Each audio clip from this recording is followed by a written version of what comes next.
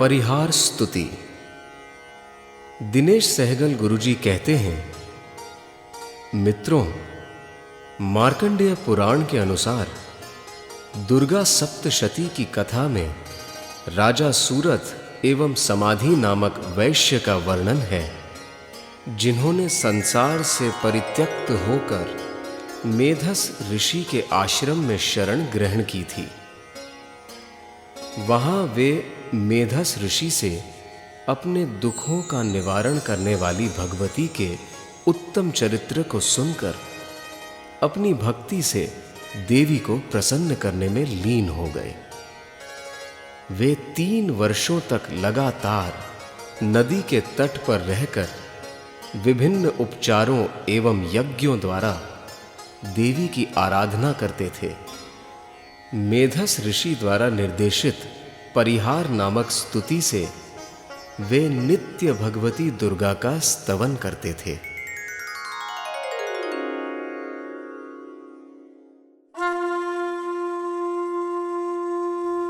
मेधस ऋषि कहते हैं कि पुरुष अथवा पतिव्रता सधवा या विधवा स्त्री जो कोई भी भक्ति पूर्वक इस स्तुति से देवी का स्तवन करते हैं, वे इस लोक में सुख तथा मनोभिलषित भागों को प्राप्त करते हैं और देह त्याग होने के पश्चात परम दिव्य देवी लोक को प्राप्त करते हैं।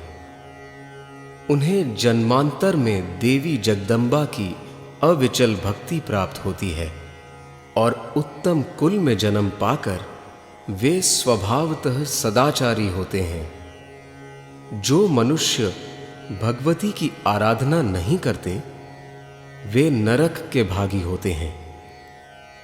वे इस लोक में अत्यंत दुखी, विविध व्याधियों से पीड़ित, शत्रुओं द्वारा पराजित, जीवन साथी एवं संतान से हीन, तृष्णाग्रस्त और बुद्धि भ्रष्ट होते हैं। जो लोग वेदोक्त मंत्रों से भवानी की पूजा करते हैं, वे मानव इस संसार में सब प्रकार के धन, वैभव तथा सुख से परिपूर्ण विद्वान और राजाओं के शिरोमणि होते हैं।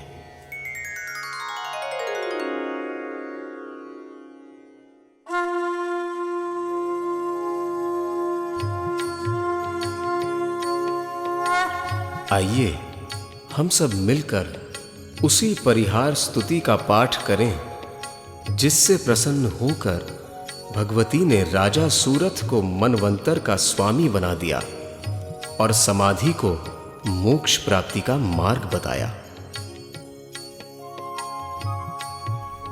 शिवप्रिय भगवती अम्बे, शिवलोक से जो आप आई हो, आपका स्वागत है। भद्रे, मुझ पर कृपा करो। भद्रकाली, आपको नमस्कार है। दुर्गे, माहेश्वरी, आप जो मेरे घर में आई हो, इससे मैं धन्य हूं, कृतकृत्य हूं और मेरा जीवन सफल है। आज मेरा जन्म सफल और जीवन सार्थक हुआ, क्योंकि मैं भारतवर्ष के पुण्य क्षेत्र में दुर्गा जी का पूजन करता हूं।